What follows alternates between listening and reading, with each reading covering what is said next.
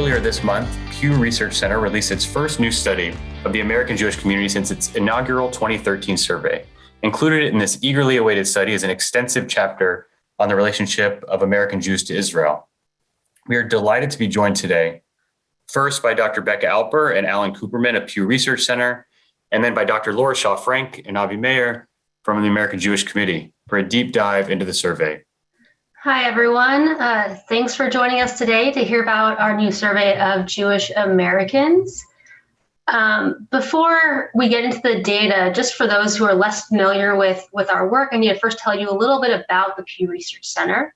We're a nonprofit, nonpartisan, non-advocacy research center. We study religion because we think it's important, but not because we are promoting any particular religion or even religion in general. We never take policy positions and we don't make recommendations. Pew Research Center does not have any clients, we don't have any advertisers, and we don't sell anything to anyone.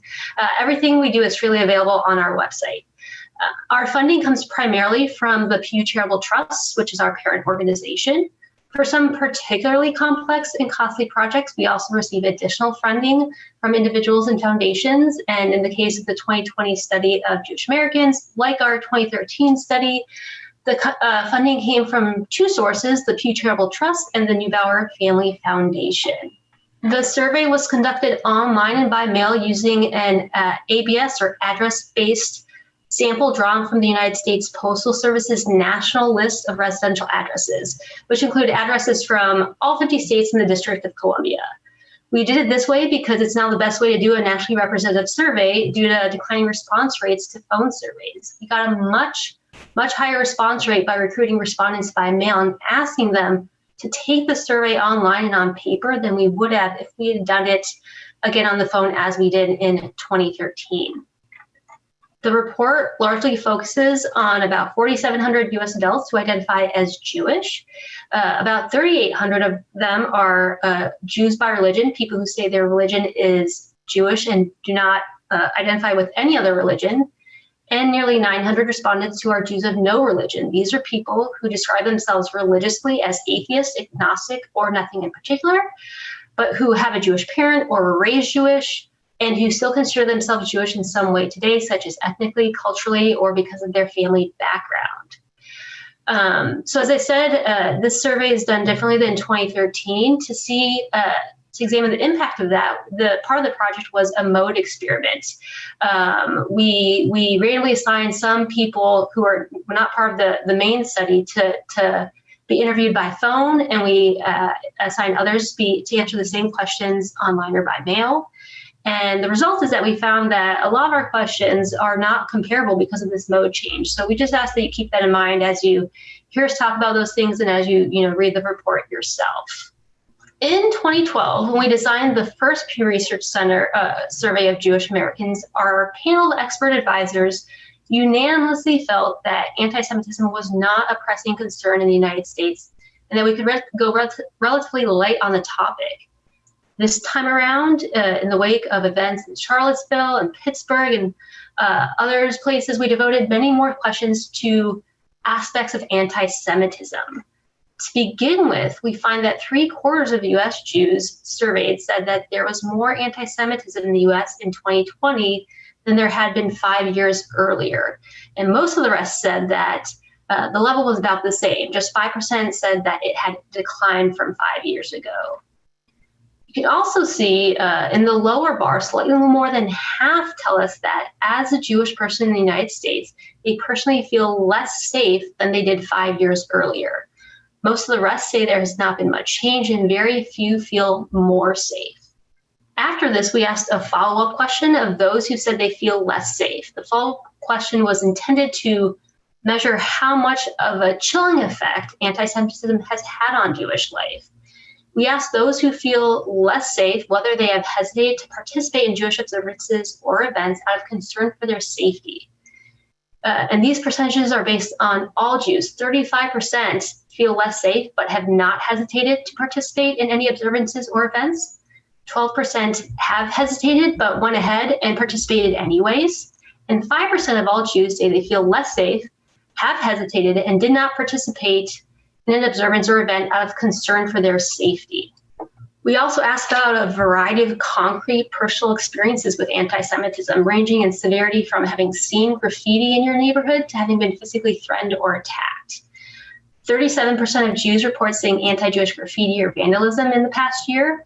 About 1 in 5 say they have been made to feel unwelcome. 15% have been called offensive names, and 1 in 10 or fewer have been harassed online or physically threatened or attacked. All told, 51% of U.S. Jews report at least one of these 5 types of encounters over the past year. I also want to point out a broad pattern in these data, which is that Orthodox Jews are more likely than other Jews to report having experiences like being called offensive names or being made to feel unwelcome or seeing graffiti or vandalism in their neighborhoods. Fully 75% of Orthodox Jews say they have experienced at least one of these in the past year. And we also see in the survey a possibly related phenomenon, which is that those who say they routinely wear something that is distinctively Jewish are more likely to report these kinds of experiences. 72% say they have experienced one of these in the past year. We also asked about common anti-Semitic stereotypes, taking care to differentiate whether respondents had heard these stereotypes voiced firsthand in their physical presence, or had heard or read about them secondhand, such as in the media or on the internet in the past year. 30% say they have heard firsthand someone say that Jews care too much about money. 9% say they've heard someone say that the Holocaust didn't happen or has been exaggerated. And 6% have heard the dual loyalty allegation that Jews care more about Israel than the United States. 1/3 of U.S. Jews have heard at least one of these 3 tropes firsthand in the past year. That's all I'm covering for now. I'm going to hand you over to Alan, who's going to walk you through some findings and show you some age patterns we see in the data. Alan, you're up next. Thank you, Becca. So first, just to note that when it comes to political party identification, younger Jews are very similar to older Jews overall, in that the vast majority, some 70% approximately, identify as Democratic, and about a quarter, or lean Democratic, and about a quarter identify as Republican or are independents who say they lean toward the Republican Party. Younger Jews are slightly more likely than older Jews to indicate that they are liberal as their political philosophy. Overall, most Jews describe themselves as politically liberal or moderate. For the most part, when we look at traditional measures of religious engagement, such as whether people say they fasted part or all of last Yom Kippur, whether they keep kosher, whether they held or participated in a Seder, how often they go to synagogue, and a broad kind of marker about whether they mark Shabbat or observe the Sabbath in a way that's personally meaningful to them, whether or not it's halachically sanctioned, but mark Shabbat in some way. We see actually that younger Jews are quite similar to older Jews on these measures. And I'll just note that this is different from the US public as a whole, where younger Americans on the whole are notably less religious in traditional ways than older Americans. The survey also contained in 2020 a variety of measures of what one might think of as secular or cultural Jewish activities, things that aren't necessarily inherently religious, such as whether people cook or eat traditional Jewish foods, whether they visit Jewish historical sites when traveling, whether they read Jewish news online or listen to Jewish or Israeli music, whether they participate in online conversations about Judaism, and so on. And some of these measures, such as watching TV, may be things that older people in general do more than younger people. But in overall, the interesting pattern here is that just as with traditional religious observances, younger Jews on the whole indicate levels of engagement with this wide variety of practices. There are actually about a dozen measures in the survey at roughly equal rates to older Jews. Also, younger Jews are almost as likely as older Jews to have been to Israel. This is an extraordinary pattern in many respects, because if you think about it for even just a moment, older people have been on this planet longer. They've had more opportunities just in terms of time to have made a trip to Israel. And in general, older people may also have more financial means to make such a trip because of birthright and other programs, possibly at least in part.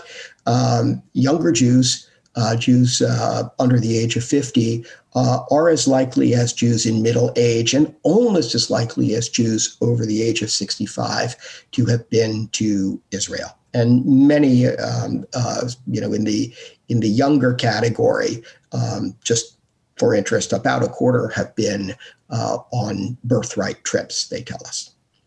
And yet, when we look at attitudes toward Israel, a variety of attitudes ranging from how much do you feel you have in common with Jews in Israel? Do you have a lot, some, not much, or nothing at all in common with Jews in Israel? Or how emotionally attached are you to Israel? Would you say you're very emotionally attached, somewhat emotionally attached, not too emotionally attached, or not at all emotionally attached to Israel? In these sorts of measures, unlike the measures that we've previously seen of Jewish traditional religious behavior, Jewish cultural behavior, here when it comes to Israel, we see actually quite substantial differences by age. And the general pattern being that on the measures of broad attachment or commonality with Israel, the younger Jews are less attached. When it comes to measures that are much more political, things like how people rate Netanyahu's leadership, young Jews are less likely to rate Netanyahu's leadership as excellent or good, and more likely to rate it as only fair or poor. They're somewhat less likely to strongly oppose, actually to have heard of the BDS movement and to strongly oppose it. And they are somewhat less likely to say that they believe that God gave the land of Israel, that land that is now Israel, to the Jewish people. So on a variety of these measures, young Jews do look different from older Jews. Similarly, when it comes to attitudes toward their grandchildren and what they would like for their grandchildren to do, we had 4 kind of questions about this. How important is it to you that your grandchildren, your putative grandchildren, someday in the future when you have grandchildren, if you don't yet, how important is it to you that they share your political convictions? How important is it to you that they be Jewish, that they carry on your family name, and that they marry someone who is Jewish?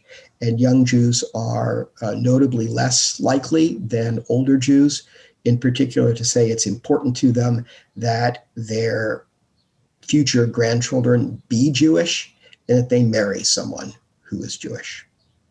And we had a series of questions in which we asked Jewish Americans of all ages how much they feel they have in common with each other. That is, we asked about how much American Jews feel they have in common with Reform Jews, conservative Jews, Orthodox Jews. We asked this about a variety of Christian groups in the United States, Muslims in the United States, and we asked how much American Jews feel they have in common with Jews in Israel.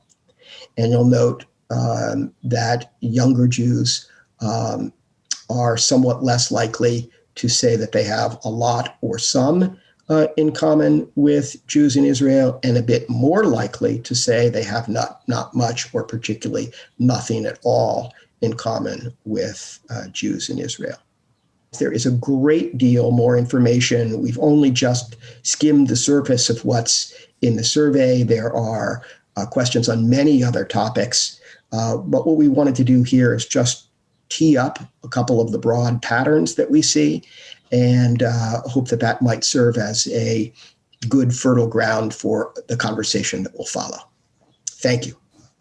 Thank you, Alan, and thank you, Becca. I'd like to bring Avi and Laura on to dive a bit deeper into some of this data, but before transitioning to their conversation, going back to one of your last points, can you just explain why? Why is that the case that when it comes to Israel, you see such substantial differences by age? Well, that is the $64,000 question, so to speak. And my simple answer is that I don't know.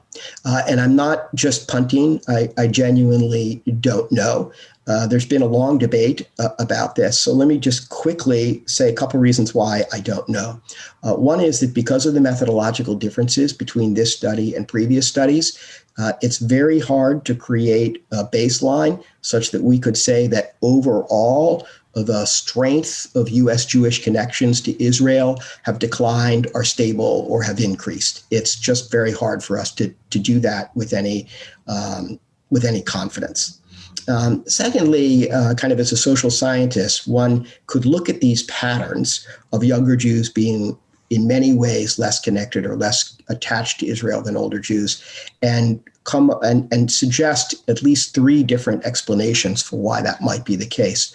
One set of explanations would be what social scientists call life cycle effects. And that simply is that during the course of someone's life, their views on things, their attitudes can change. And it may be that there's a broad pattern that as American Jews get older, they may tend on some issues to become more politically conservative and more attached or concerned about Israel. I will at least say that this is an argument that has been made by some observers over many years. There are whole books written about this. Second possibility is what social scientists think of as period effects. And that's a kind of a broad things that are going on in our society or in the entire world that affect public opinion on sort of across the board. A kind of an analogy just to think about this would be public opinion on same-sex and LGBTQ issues, where we've seen broad shifts across the public as a whole over the last 20-some years on these issues, but with a kind of the leading edge of this overall change being among younger folks. So you see broader differences between younger and older, even though kind of the whole society is moving in a particular direction. And the third possibility is what social scientists call true cohort or generational effects, where one generation, for one reason or another, because of the time that it comes of age, its particular formative experiences, the things that have gone on in their youth, has a different set of attitudes from previous generations. And it's also eminently possible that some of all of these things are taking place at once. And that's what makes it very difficult to use these data to kind of prove why it is that younger Jews are less attached or connected to Israel on a variety of measures. I do think that there's a lot more to be said about this, and AJC has two eminent observers ready to talk about it. So let me shut up and pass it along to Laura and Avi. And thank you very much for listening. And again, all the data that I shared are available on our website at pewresearch.org, a 250-page report that goes into detail. We'll find all the same numbers that Becca and I just presented. Thank you again. So much, Alan, and thank you, Becca, for that illuminating overview of these really compelling findings. Laura, let's move over to you. You've actually delved into many of those 250 pages of data, and we're going to focus in this conversation about the relationship between American Jews and Israel. What, to your mind, are the top three takeaways on that issue? So first of all, it's wonderful to be here. I feel very privileged and honored to be on a panel with the Pew folks, of course, with Avi, my treasured colleague, but with the Pew folks, I'm a self-labeled Pew geek, and I do indeed delve into the study very deeply. I read the 2013 study many, many times, and working on catching up with the 2020 study as well. So I'm thrilled to be here. My three big takeaways. So the number one takeaway is the good news. American Jews are still very connected to Israel. 82% say caring about Israel is important or an essential piece of what being Jewish means to them. That's a pretty high number. 58% say that they're either very or somewhat emotionally attached to Israel. And, that number seems significantly lower than caring about Israel. I think the reason it's so much lower is because I think caring is a lower bar than being emotionally attached, which sounds just more weighted. As Alan mentioned, 45% of US Jews have been to Israel. 26% of them have been there more than once. Again, as Alan mentioned, those numbers may seem low, particularly with respect to younger Jews. They don't have as much time to get to Israel, but also considering the cost, the distance, the foreignness of Israel to many American Jews, I think that number is impressive. So my number one takeaway is the news is good. But number two, we have some significant weak spots. And those weak spots are really something that we need to examine, to worry about, to be concerned about, and to really think and strategize about how to address within the organized Jewish community. And Alan alluded to one of them in particular, which is the age that we see, particularly connection with Israel waning among younger Jews. And that's a real issue of concern. I have some theories of my own about why that is the case, and maybe we'll delve into those a little bit later. When we talk at the end about what AJC can do.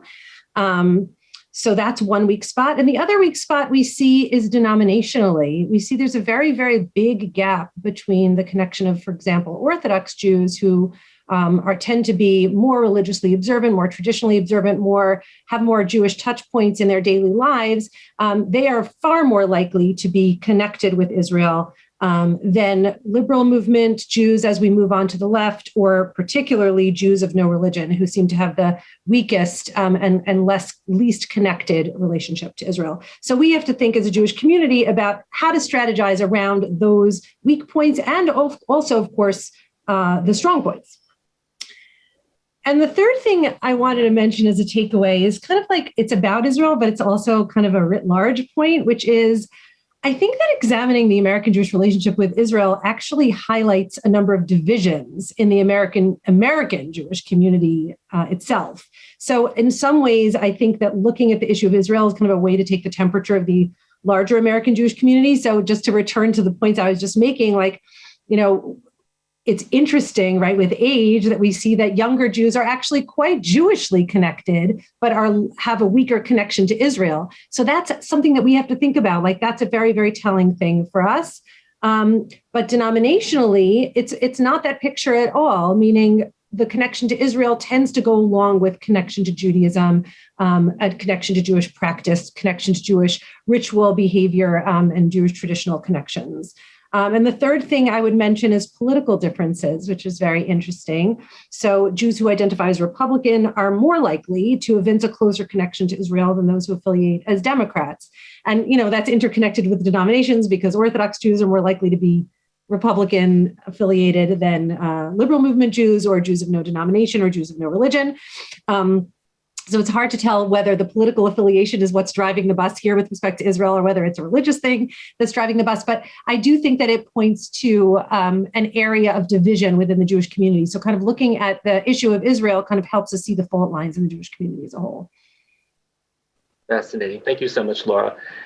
One of the more interesting findings to me was that those who have more touch points to Jewish life are also those who are more likely to have been to Israel. Yeah. I'm going to ask you a chicken and egg question. Is it because they have those touch points of Jewish life that they have been to Israel? Or is it because they've been to Israel that they have those touch points to Jewish life? Which came first, the chicken or the egg? It's a great question. And I, of course, can't give for sure type of an answer, but I'm going to give you my supposition, which is I think in most cases, it's probably the former due to the touch points of Jewish life and their pre-existing attachment to Israel. That's why they're going. I'll give you just two quick examples. I used to work in a modern Orthodox yeshiva high school in New York City called SAR High School. And in SAR High School, 90% of the graduates of that school spend a year in Israel after graduation. Even if you were not a kid that would otherwise spend a year in Israel, the peer pressure alone, the sort of school ideology that you would spend a year in Israel sort of pushed you in that direction. So a kid who was growing up in a different kind of community might not have spent that year in Israel, but because of their touch points of the Jewish day school, the community they were living in, they're more likely to go. Summer programs, similarly, all across the denominations, students who are very involved with their youth groups of their movements, whether it's NCSY, B'nai Akiva in the Orthodox realm, USY or Ramah in the conservative realm, Nifty in the reform realm, those kids, they go on trips because that's what their peers do. And they have these organized trips that go along with their movements after 10th grade, after 11th grade, et cetera. And I think that that also gets kids to Israel in a very large part. Having said that, I mean, I think there is no question that the actual trips to Israel do increase attachment to Israel, because being there and seeing it for themselves, of course, makes it a more familiar and more beloved thing. And of course, studies commissioned by Birthright, by Massa, have indicated that is indeed the case. Absolutely.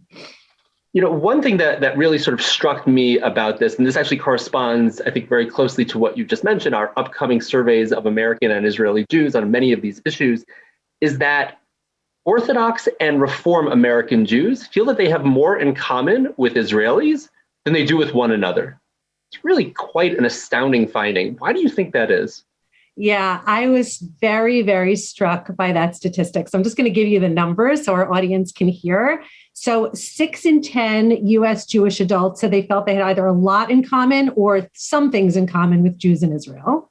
But only 5 in 10 Orthodox Jews said they had either a lot in common or something in common with Reform Jews. And only 4 in 10 Reform Jews said they had a lot in common or some things in common with Orthodox Jews. So what is that about? I mean, you would think that you would have more in common with your fellow American Jews. So I think, I spoke about this a little bit in the People of the Pod podcast on Friday, but I think in some level it's easier to espouse a relationship with Israelis because you don't have to live with them day to day. And also we do see that there's this very, very strong connection among American Jews to Israel writ large. So that probably translates to a general feeling of connection to Israelis as a sort of fuzzy kind of, theoretical group of people that they don't actually have to deal with day to day. We know American Jews better, and therefore perhaps we like them less. Also, just being Israeli, while being different than American, it doesn't really contradict an American Jew's worldview necessarily. Whereas I think Reform and Orthodox ideology and practice are actually much more in conflict with one another. So they pose much more of an ideological challenge, much more of a sort of not existential is not the right word, but an ideological challenge to each other than Israeli Jews would pose to either one of those groups. It's a really interesting statistic.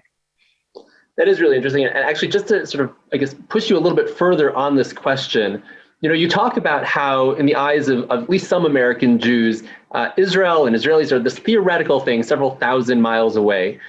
Do you feel that if American Jews came to understand Israelis and came to really see where they stand on some of these most, very contentious issues on which they may not agree, that might change, that they might actually find that they do have more in common with other American Jews, be they Reform or Orthodox, than they do with Israelis? Right. You would think that. You would think that maybe if we dug a little deeper and we found, that Israelis differ with us politically or differ with us in terms of the way we see pluralism or denominationalism or those kinds of things, that maybe that would actually distance us further. Interestingly, I actually have found the opposite to be the case as a longtime Israel educator. We actually studied our students at SAR High School, and we studied the more that we kind of taught them about Israelis and about Israeli attitudes, specifically with respect to issues that you would think would distance them, such as pluralism, such as politics, such as the way they view religion and state, for example. The more they learned, the more connected they reported themselves being. So I think that it's interesting to kind of take the theoretical fuzzy Israeli across the ocean that we don't really know that well. And when we make that person real, we're sort of humanizing them and creating a more tight relationship between the two groups. So I would encourage us to actually move in the direction of more knowledge rather than less. I think that actually will end up with closer connections rather than weaker ones.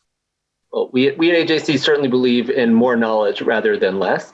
Let's talk about BDS, which of course is the anti-Israel boycott, divestment, and sanctions movement.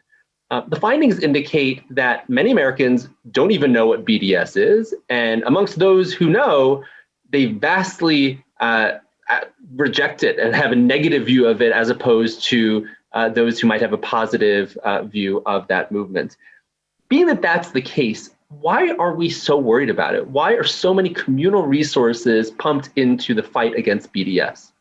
Yeah, that's a really good question. So the first thing I would say is BDS is scary. I think that it scares those of us who love Israel, those of us who worry about Israel. It does feel very scary. It very frequently, if not almost always, espouses ideologies that call for the destruction or the end of the state of Israel, which feels particularly frightening and particularly threatening. I think that it is something that causes a lot of anxiety on college campuses in particular. When young Jews come into contact with it, there's a lot of personal attack that goes on where young Jews actually feel sometimes physically threatened, certainly emotionally threatened in college spaces. I think that that is also a real issue, why we get so worried about it. Obviously, I know we also see that the colleges, there are many of these student councils and student unions that are passing resolutions, BDS resolutions. And even though thus far the universities are not biting and the universities are not divesting from Israel and refusing to do so, sort of ignoring what the students are voting upon, nonetheless, the fact that these votes are taking place are making young Jews in particular feel very uncomfortable, and certainly the organized Jewish community as well. And also, just because Jews don't support it doesn't mean that non-Jews don't. Now, I do wonder what the percentages would be of non-Jews knowing about BDS. I mean, if the Jewish community doesn't really know that much, and the people, by the way, who know the most about BDS in the Jewish community are the Orthodox, right? Because presumably they're the most concerned about Israel, so they delve into the BDS issue the most. So I'm kind of wondering, like, what is the actual general American community know about BDS? I'm guessing probably very little. So I guess all that is to say that I do understand why we're worried about it. And I think we do need to be worried about it, and we do need to combat it. My only caveat would be, I think we need to be careful in our opposition and our fight against BDS to fight it strongly and clearly and emphatically, but not to elevate it. And I'm not exactly sure how you tease out that exact balance, but not to elevate it so much that we're giving it more oxygen than it deserves. I mean, we see that the net support among all Jews, and that includes Jews of no religion, it includes, very disconnected Jews, the net support for BDS in the Jewish community is 10%. Those who strongly support it is 2%. So in terms of our internal Jewish dialogue, we don't want to elevate it so much and give it more oxygen than it deserves, given the really decided lack of support that it has in the Jewish community.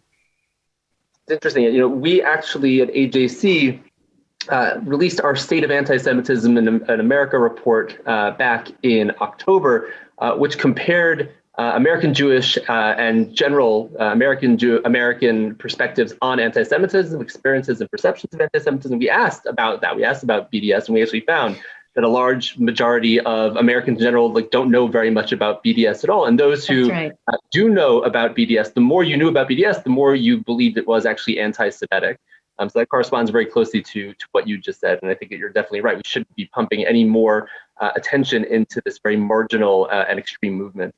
Let's talk about the two-state solution. This conversation is happening at a very fraught moment. There are still hostilities taking place here in Israel. Rockets are still flying in from Gaza and hitting Israeli cities and towns. But we asked about the two-state solution, or Pew asked about the two-state solution and what the chances were for a peaceful resolution of the Israeli-Palestinian conflict. What we found is that actually there's a great deal of optimism amongst the American Jewish community about the prospects of Israeli-Palestinian peace, with one exception. That exception is the Orthodox. The Orthodox were decidedly pessimistic about the prospects of an established two-state solution between Israel and the Palestinians. Why do you suppose that is? Yeah, I thought that was a really interesting statistic. So I think that, first of all, I think the Orthodox, attitude toward the two-state solution probably more closely matches the way Israelis think about the two-state solution, and by the way, probably Palestinians as well, which is there's much more pessimism on the ground in Israel than there is sort of from 6,000 miles away or 30,000 feet up, so to speak. I think that, Israelis are living in the very complex situation, the day-to-day situation there, which makes it feel much more daunting to achieve a two-state solution. Americans, are living very far away. I'm going to get to the Orthodox in a minute. I haven't forgotten that was actually a question, but I'm sort of framing it with Israelis and Americans first. Americans are far away. Americans tend to be optimistic in general. Americans think that they can solve problems. Americans think that they can particularly fix intergroup relations types of things. So I think that all of those things sort of militate toward a general American attitude of being more optimistic about the two-state solution. But the Orthodox are kind of a separate category there. So for a couple of reasons. First of all, we know that Orthodox Jews go to Israel a lot more often. They are more connected to Israel in general. They are watching and following the news much more about Israel. Orthodox Jews, 70% of them follow the news. This is according to the Pew study, follow the news very or somewhat closely, and 32% of them closely. It was by far, Orthodox Jews follow the news about Israel closely, by far more than any other group. They're much more aware of the nuances. They're much more aware of how daunting the actual situation is. So I think that Orthodox Jews, because they're so invested in Israel, because they go to Israel so much, because they're more knowledgeable about Israel, because they read more about Israel, they may be just more clear on the complexities of what would be involved with the two-state solution. I also want to add one other piece of the puzzle with Orthodox Jews, which is that Orthodox Jews have much more religiously invested in sort of a greater land of Israel and some of the territories that may be given up to a Palestinian state and a two-state solution. Some of those territories are particularly religiously important to many Orthodox Jews. So Hebron, for example, Kiryat Arba, some of the biblical lands that are very, very important in our biblical foundational stories. Orthodox Jews reported in the Pew study that 87% of them believe that God gave the land that is now Israel to the Jewish people. And that number was more than double what conservative Jews felt and more than triple what Reform Jews felt. So the concept of a two-state solution is just more loaded, I think, for Orthodox Jews who feel much more of a sense of loss at some of the territories that would probably become a Palestinian state and a two-state solution that are religiously very significant and emotionally very significant for them. So I think that also has to be part of the mix as well. Fascinating. Laura, that was really quite remarkable. In looking at all of that, everything we've discussed and everything that you have digested from this incredibly important report, courtesy of Pew, what are the takeaways for us at AJC? How does this impact our work? Great. That is definitely the $64,000 question. So I want to start by saying that AJC's philosophy and my personal philosophy about Israel diaspora relations and keeping that relationship strong, we have long believed and continue to believe that there are two components that are key. The first component is that we have to have strong education about one another. That education piece is key, and we see it, right? Even in the Pew statistics, those who tend to be more educated about Israel are more connected. And we don't know if there's a chicken and egg piece there. It's more complicated, but certainly they are together. Those groups hang together.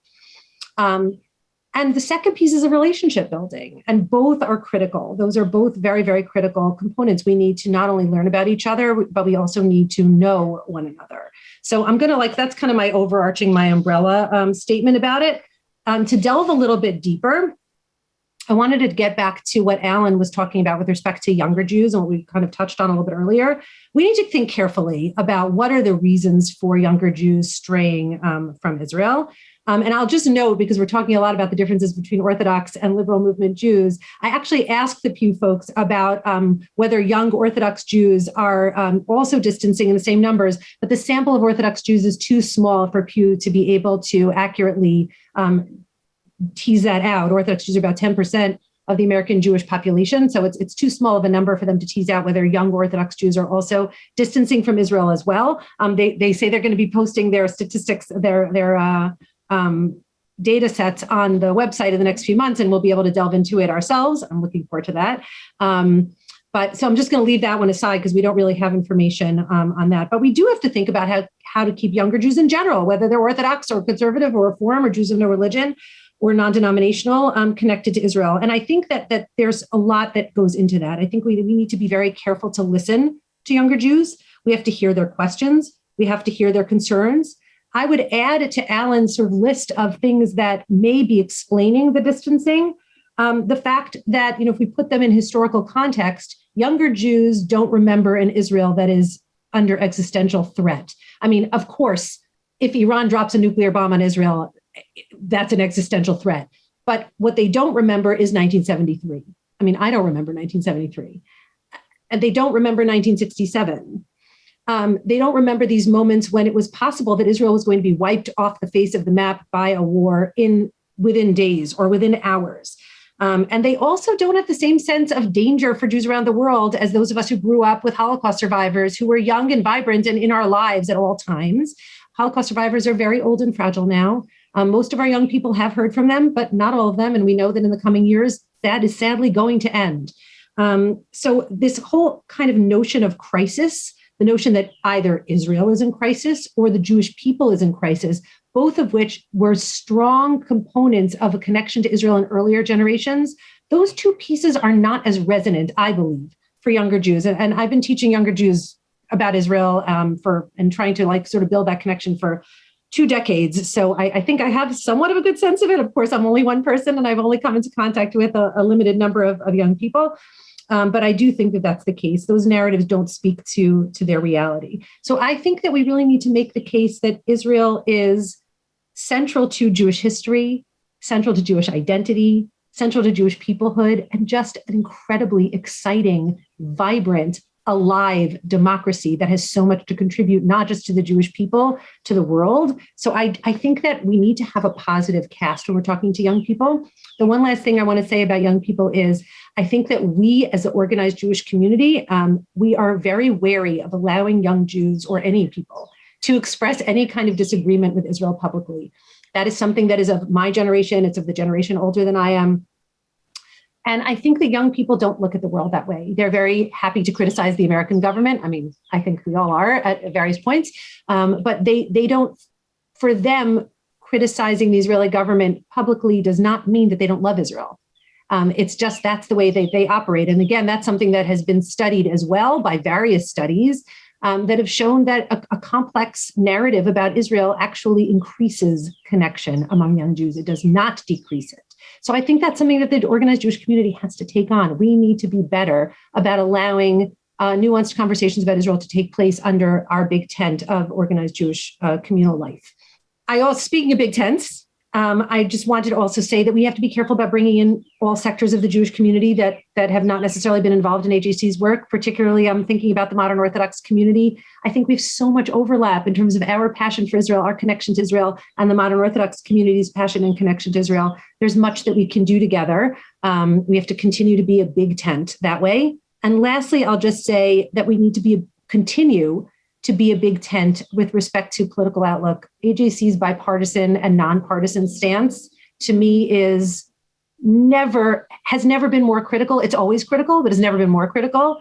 And we see that in this survey that we really need to have places for people to express their Zionism and express their connection to Israel and their passion for Israel, no matter what political allegiance they have. So I think that we need to continue to espouse that very, very careful, moderate, bipartisan / nonpartisan stance. All I can say is amen to everything you just said. Sign on the dotted line, every single thing that you just mentioned. And I do want to give one more plug for our upcoming surveys of American and Israeli Jews on these subjects. I know that, Laura, you've worked so hard on these surveys and they have some really rich findings. We're looking forward to unveiling those in the next few weeks. And with that, Daniel, over to you. Avi and Laura, thank you so much. I'd like to bring Becca and Alan back on as well for the Q&A portion. And we have a lot of questions that have come in. And Becca, maybe I'll start with you since you're now here. From Lev Levicius on Zoom asks, have you looked at the differences between different immigrant communities? So for example, the Syrian, Bukhari, Iranian, former Soviet Union, et cetera, here in the United States when doing your research? So we did ask a question about, what country were you born in? Where were your parents born? Unfortunately, we haven't really dug into that. Most Jews are born in the U.S. And so there definitely be sample size issues in terms of analyzing specific groups. If I remember correctly, I want to say, so 90% of our respondents were born in the U.S. So to look individually at any one of those groups would really not be possible for us, unfortunately. Thank you. Our next question comes from A. Baker Butler, an incoming college student, and this is for you, Laura. Laura, it seems counterintuitive that religious observance among young Jews was so high, near that of older Jews. To what do you attribute this, and do you think it has anything to do with the pandemic? That's interesting. To my understanding, and Alan and Becca, maybe you can weigh in on this. I believe the survey took place before the pandemic, maybe somewhat into the pandemic. Is that right? Yeah, that's correct. Mostly it was conducted prior. It was entirely conceived and mostly conducted prior to the pandemic. Yeah. 3/4 of the responses came in prior to March 15th, 2020. So it's a great question, Abe. I think that my what I would say is that I do think there is a hunger for connection to the Jewish community among young Jews. I think that they want to do it on their terms. I think that they may conceive of rituals and traditions in ways different than older generations, as every young generation does. That's what keeps our community vibrant and alive and growing. But I do see that in my work with young Jews. Again, I've been working with young Jews for 20 years or more, that there is a real hunger for connection to the Jewish community, and they do find deep meaning in the Jewish community. I think that the difference between the young Jews and young Americans in general that Alan mentioned tend to be distancing from religion. I think that, in my mind at least, what that's attributable to is that Judaism doesn't only play out as a religion for young Jews in America or for any Jews in America. It plays out also as a culture, as a history, as a tradition, as a people. And people want to belong to things. People want to feel connected. They want to feel connected to their heritage, to their past, to their ancestry, et cetera. And I think that for many young Jews, the way those traditions play out may be more linked in their minds to sort of communal connection, peoplehood connection, cultural connections than to religious connection. And that may be the reason that it's different than other young Americans in terms of distancing from religion. Thank you. Our next question, and I'll address this to you, Alan, comes from Lana Zeller in Dallas, Texas. Can you tell us more about how you ensure a representative and unbiased sample of the American Jewish community? Sure. Thank you for the question. And in the report, there is a lengthy methodology that will go into much greater detail than I'm going to. But I think the key thing to understand is that this survey does not start with any kinds of lists of American Jews. We don't start out looking for people who have Jewish sounding names or anything like that. We start with a massive survey of the general public. So as Becca indicated right at the beginning, we take the U.S. Postal Service's list of all the residential addresses in the United States, and we randomly select from that list, and we send letters. We put a $1 bill or $2 bills in those initial letters just as a kind of trust building measure. People get the letter, and it says, would you please take a brief survey, and they can do it either on paper and pencil and mail it back to us in an addressed envelope, or they can go online with a special number that they enter in a secure website. And in either case, we then administer a brief screening survey. And that survey contains a variety of questions, but some of them are questions that help us to identify people who consider themselves Jewish in any way. And so for this survey, actually, the survey interviewed 68,000. That's a very large sample for a survey. It's why these things are so expensive, complicated, and don't tend to take place very often. We interviewed 68,000 Americans, not Jews, across the country. Now, we sent more letters in some areas, like the greater New York area where more Jews live, and we account for that then in the weighting. So everybody is represented proportional to their actual share of the population. And with the screening survey, we then administer an extended survey to anybody who considers themselves Jewish in any way. And then for analytical purposes, we have to have a more narrow definition of who counts as Jewish. We can go into that. You can read all about that in the report. But both the broader sample, the 68,000, is weighted to be representative of the U.S. population in line with census statistics. So it's weighted in terms of age, gender, education levels, region of the country, and a variety of other variables, demographic variables, to be representative of the broader U.S. population. And then the Jewish population subgroup is also weighted in a complicated way through modeling to be representative of the Jewish population as a whole. And furthermore, our numbers line up very well with previous surveys and with other studies that have used different methodologies for estimating the number of Jews in the United States and the characteristics of Jews in the United States. So overall, we could have about as much confidence in these data as representative of Jews as a whole as we could have in any data set. That being said, of course, there are potential sources of bias, and it's always important to look at surveys and be aware that there are margins of sampling error and also issues with the question wording and so on, all of which can introduce uncertainty or bias into the results. Thank you for the good question. Thank you, Alan. And we're running short on time. So I want to ask Laura, I want to ask you one more question, and perhaps Becca or Alan, if you'd like to jump in as well. There's several parts to the question, but it comes from Felice Stanley in Providence, Rhode Island, who asked, it appeared that there were trends along the observance spectrum for type of anti-Semitism experience, with Reform Jews more likely to experience anti-Semitism about Jews being greedy, and Orthodox Jews more likely to experience dual loyalty accusations. To what do you attribute this to? Do you think this has to do with Orthodox Jews being visibly Jewish and or seen as more likely to support Israel? Or are people saying anti-Semitic things in front of Reform Jews that they wouldn't say in front of people who are visibly Jewish? Can you speak to that a little bit, Laura? Sure. So I would say that Reform Jews have a very different sort of visible face in society than Orthodox Jews. And I think that's the person who asked the question is kind of alluding to that in the question itself.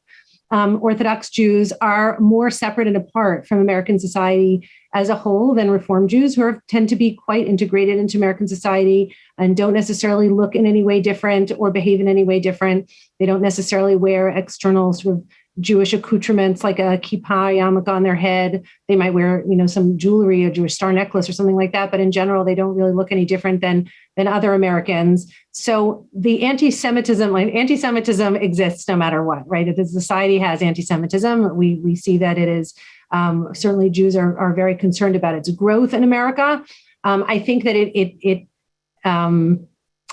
anti-Semitism is based in conspiracy theories, and the conspiracy theories, they try to hang those conspiracy theories, whether consciously or unconsciously, on hooks that make the most sense so that they can survive, spread, and flourish. So attacking Orthodox Jews who are so visibly Jewish with the label of dual loyalty makes much more sense. Orthodox Jews also particularly ultra-Orthodox Jews tend to not be as wealthy. They're not as integrated in terms of working in the finance sector as other Jews might be.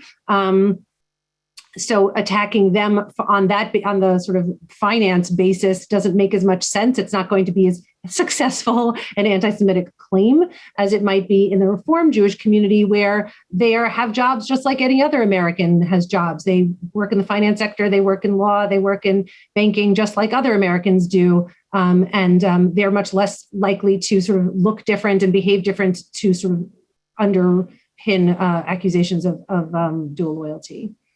Thank you, Laura. And since we are running out of time, before we conclude, Becca, if you can just let our audience know again where the report can be found. So any light you can share on that would be great.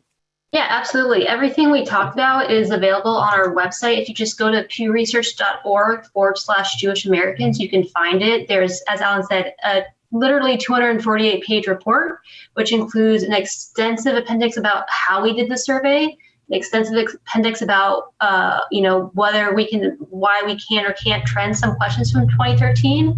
It includes a link to an FAQ, commonly asked questions, some of which you're raising. It includes every question we asked.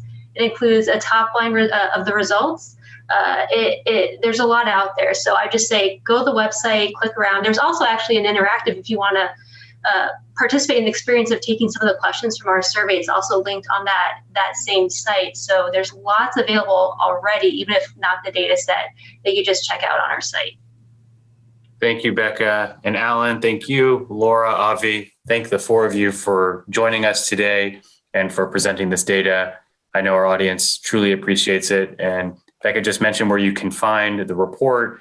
And I should also add that for those of you who wish to stay up to date on the most pressing issues facing Israel, the Jewish people, and the world, please follow AJC on Twitter or Facebook by searching AJC Global or visiting us at ajc.org. Thank you again to our entire audience, our panelists, for joining us today, and have a great rest of your day, everyone. Thank you.